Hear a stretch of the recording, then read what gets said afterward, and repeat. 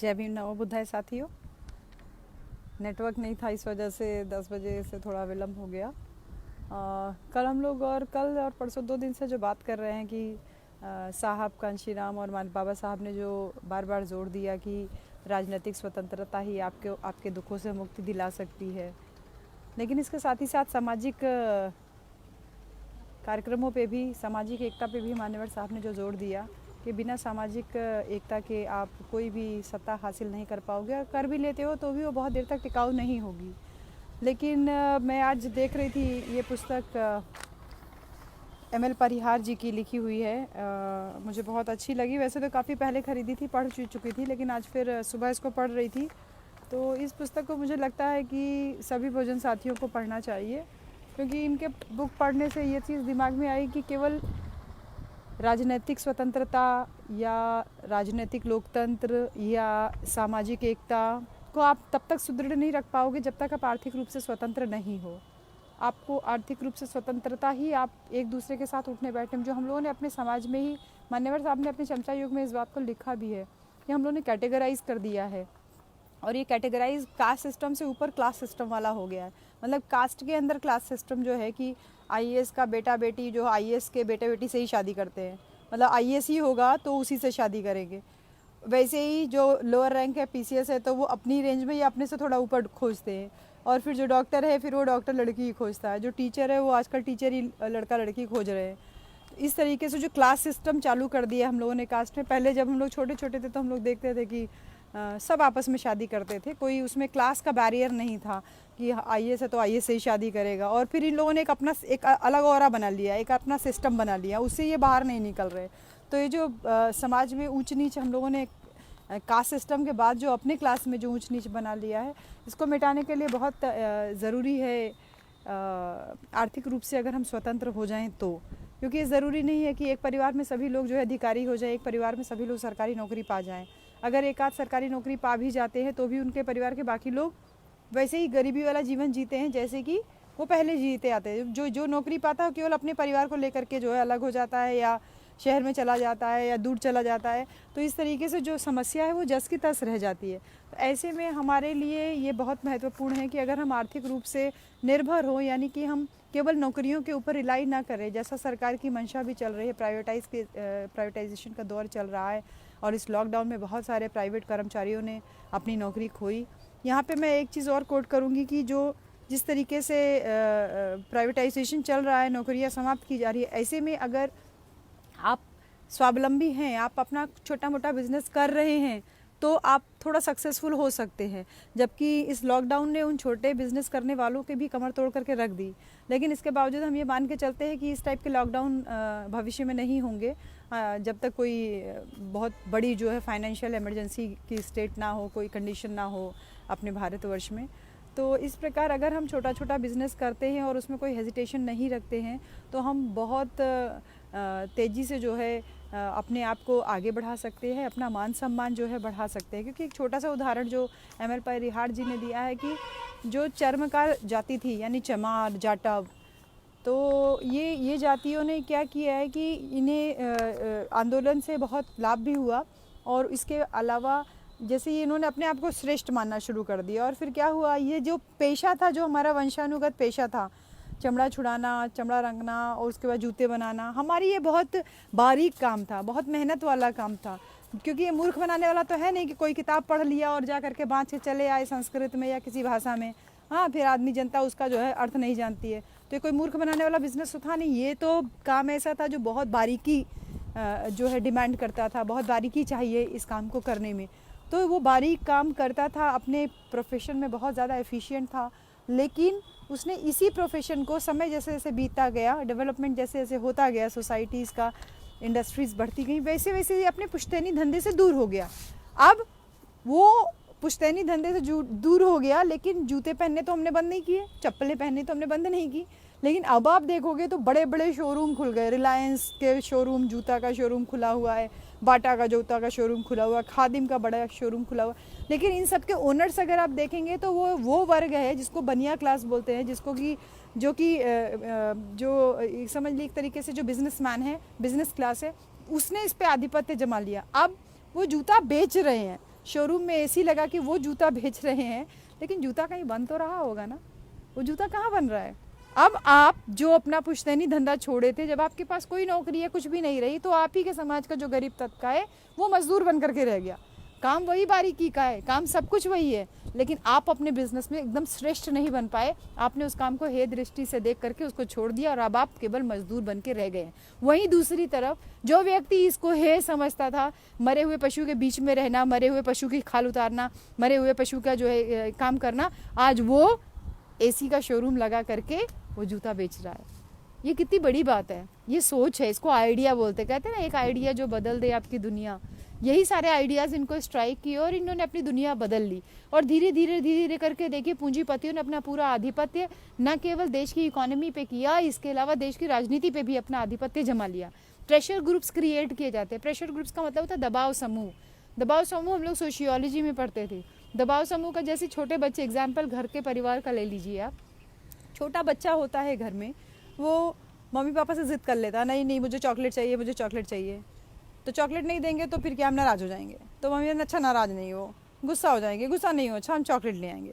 Mummy papa उसके लिए chocolate ले आए। तो अपने बच्चे को नाराज़ नहीं देख सकते, इसीलिए वो चॉकलेट ले आए। जब वो बड़ा होता, हाई स्कूल इंटर पहुँचता, कहता है मुझे मोटरसाइकिल चाहिए, मुझे साइकिल चाहिए।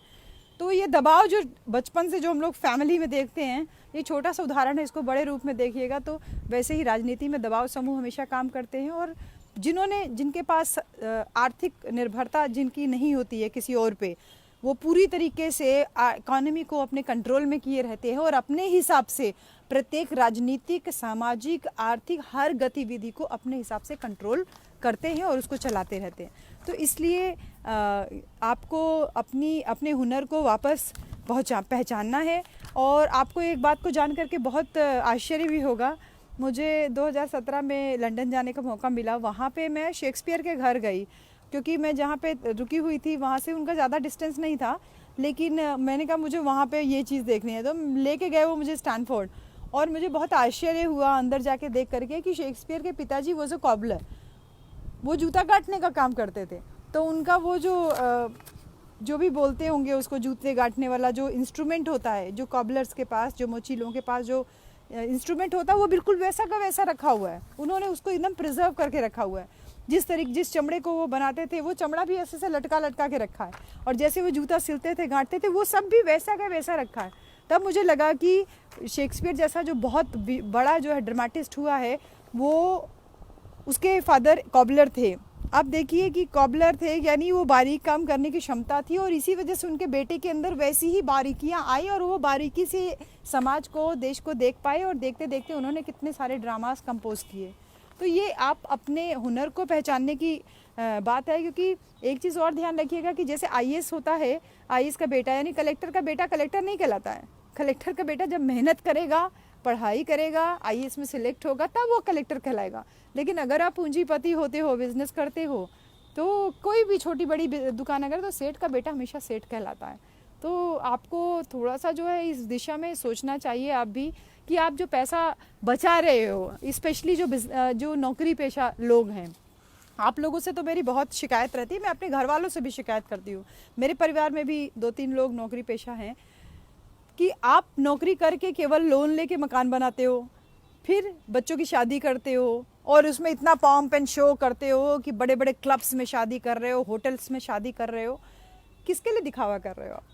वो तो आएगा, खाएगा, अगले दिन सुबह खाना पच जाएगा और कहेगा कि ये नहीं अच्छा बना था, वो नहीं अच्छा बना था, ये लिया गया शादी में, वो नहीं दिया गया। इसके अलावा शादी ब्याह में और कुछ नहीं होता। जिस पॉम्प एंड शो की आप दिखाने की आप जो कोशिश करते हो, उसका कोई वैल्यू नहीं है। लेकिन हाँ, अगर जिस पैसे को आप इस तरीके से बेफजूल में खर्चा करना चाह रहे हो, इससे अच्छा आप शादियाँ एकदम साधारण तरीके से कीजिए, और प्रेफर कीजिए कि डे टाइम में शादियाँ शुरू हुए।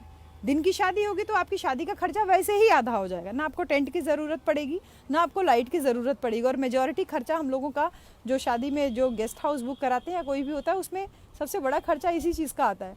तो आपकी शादियों का खर्चा आधा हो जाएगा, और उसके बाद आपको कोई ज़रूरी नहीं है कि आप 56 तरीके का भोग बनवाइए।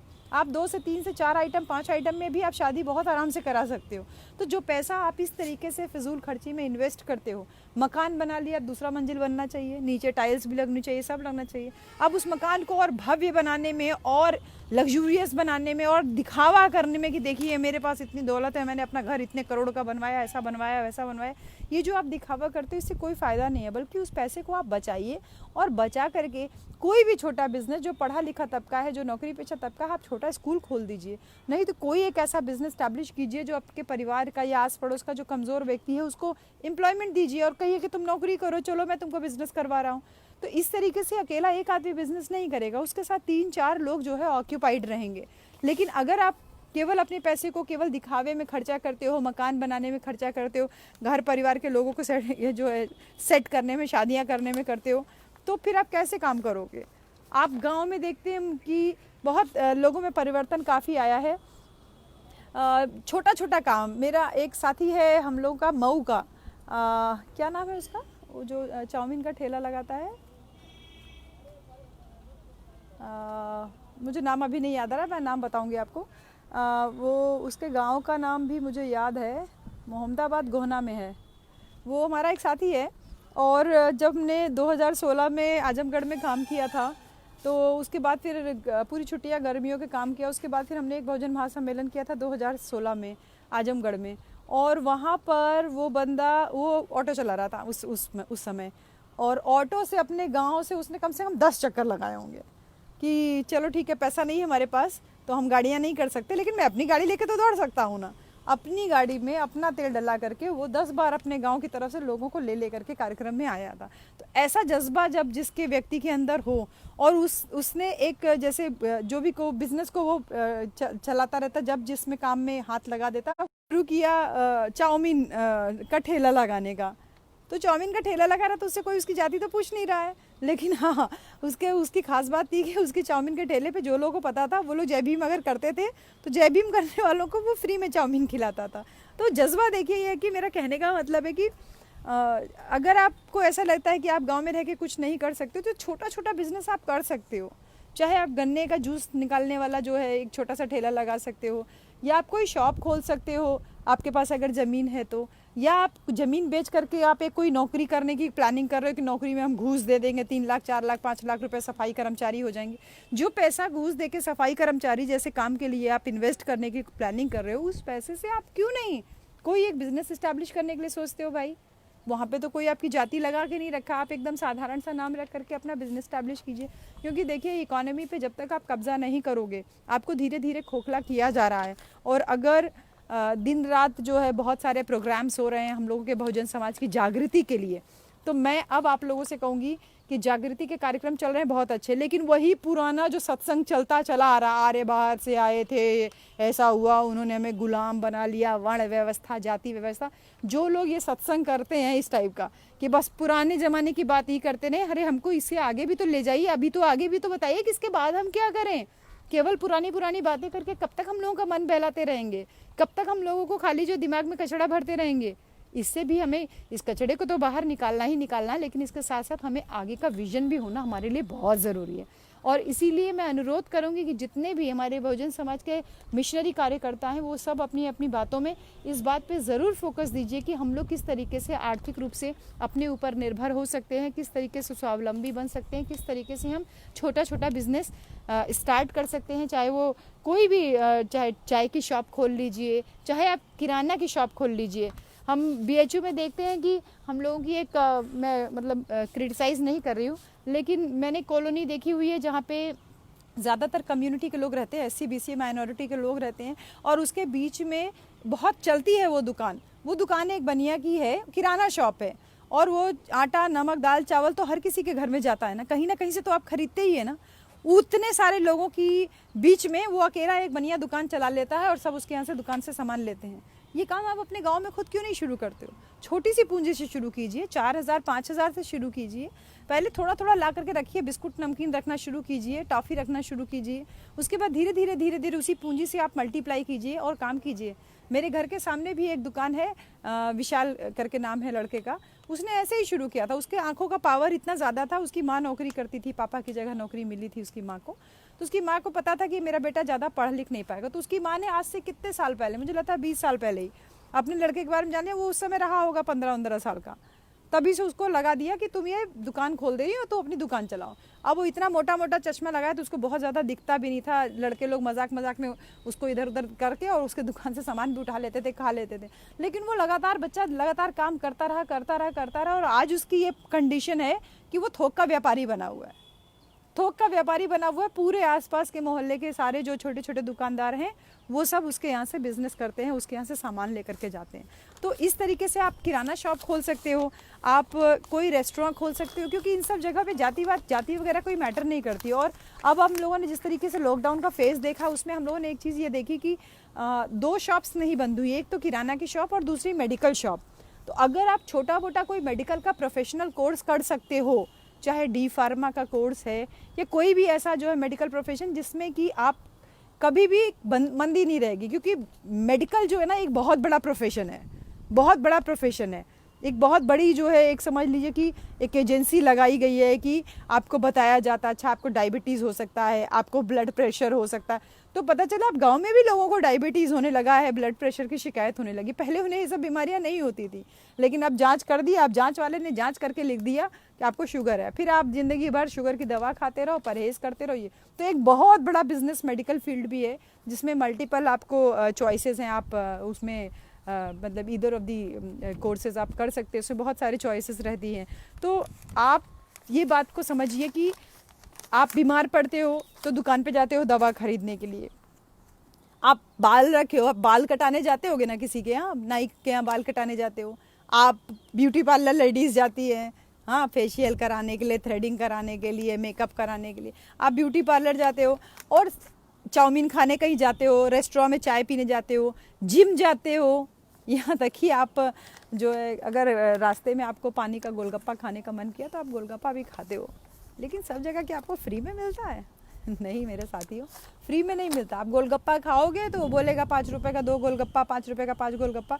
आप उसको 5 रुपए 10 रुपए दोगे, तब वो बदले में 2 3 4 5 जो भी देता होगा वो देगा, यानी कि आपने उसको पैसा दिया तब आपको सामान मिला। ऐसे ही आप मेडिकल शॉप पे जाओगे, पैसा दोगे तो आपको दुकानदार दवाई देगा। आप हर एक जगह पे केवल ग्राहक बन के रह गए हो।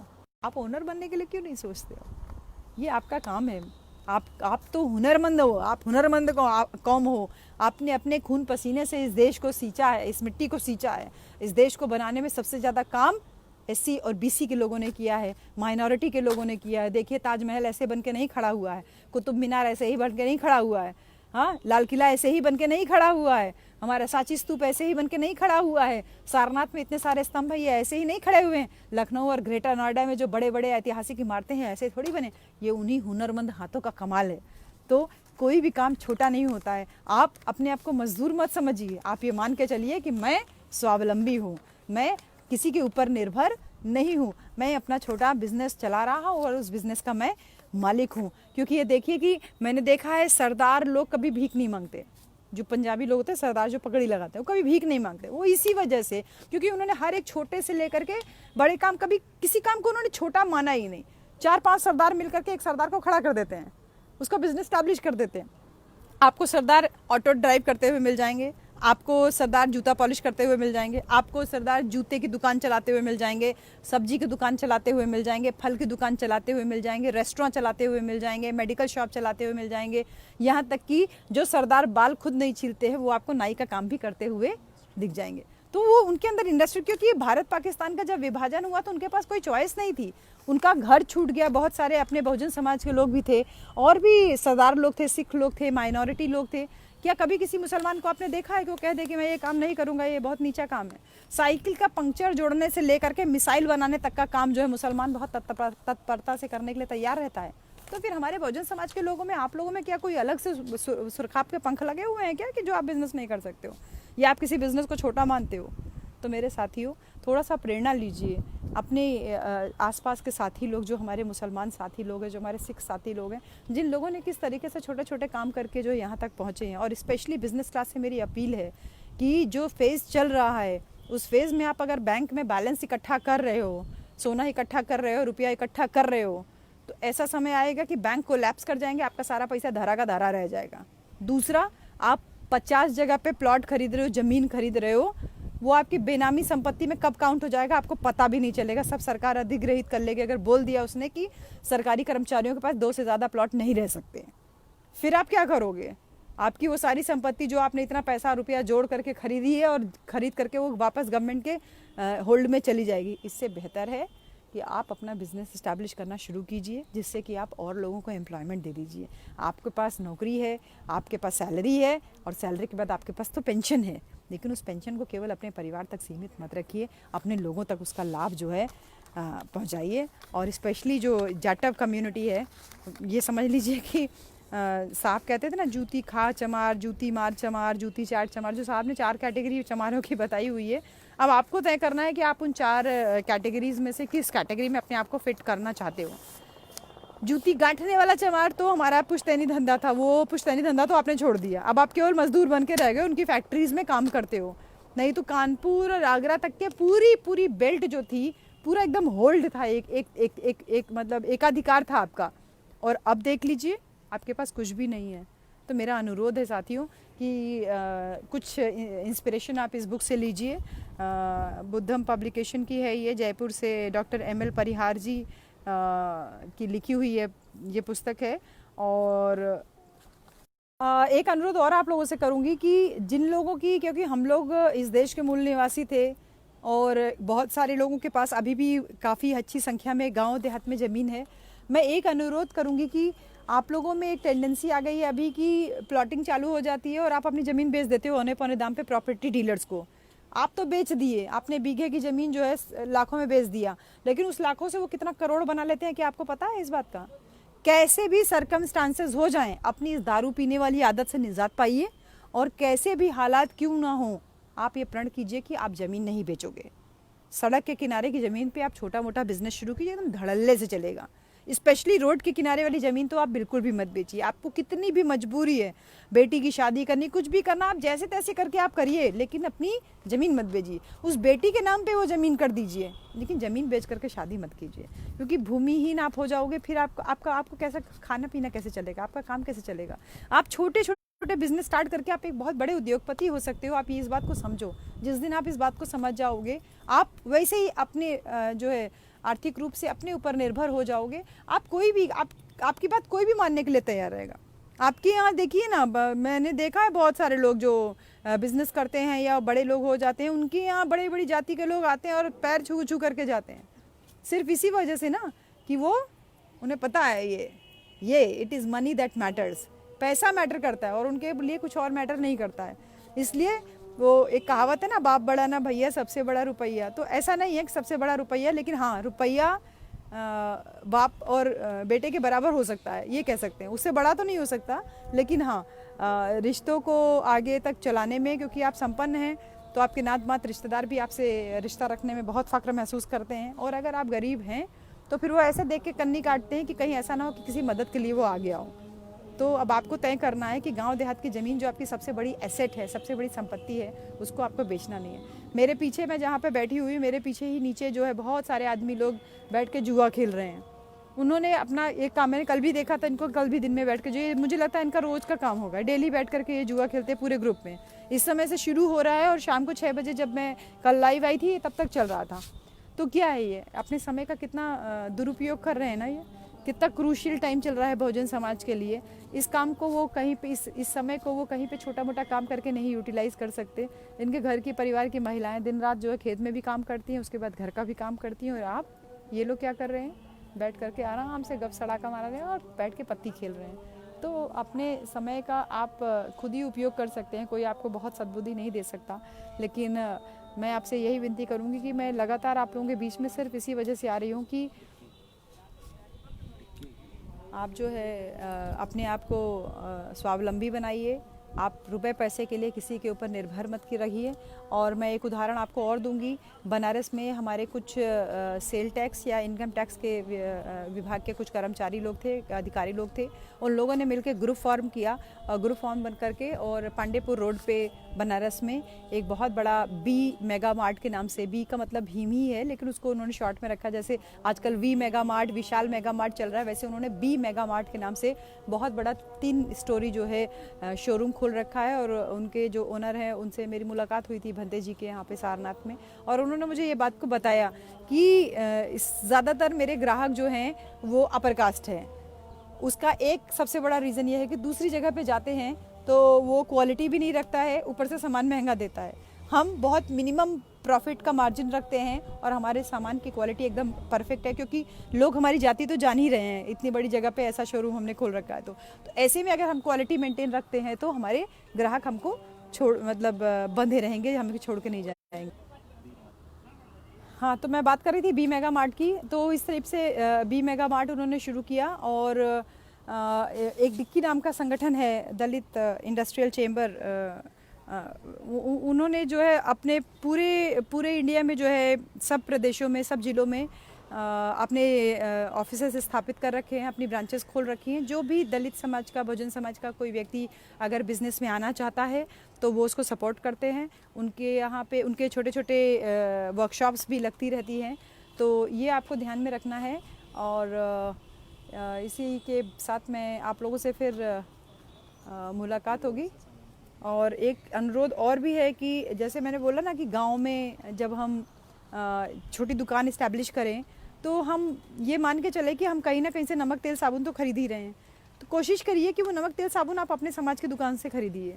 अगर आप खुद नहीं खोल सकते तो कम से कम ऐसी जगह पे जाइए, क्योंकि हमने बनारस में एकदम नियम बना के रखा है।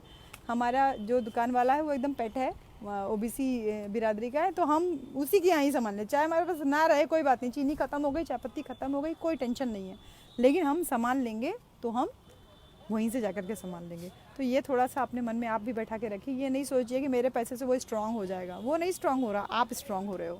क्योंकि आपके हाथ पे पैसा रहेगा तो आप अल्टीमेटली अपने देश पे वापस शासन सत्ता अपनी हासिल कर सकते हो। तो देश में राजनीतिक क्रांति, सामाजिक क्रांति के अलावा आर्थिक क्रांति बहुजन समाज को उनके दुखों से मुक्ति दिला सकती है।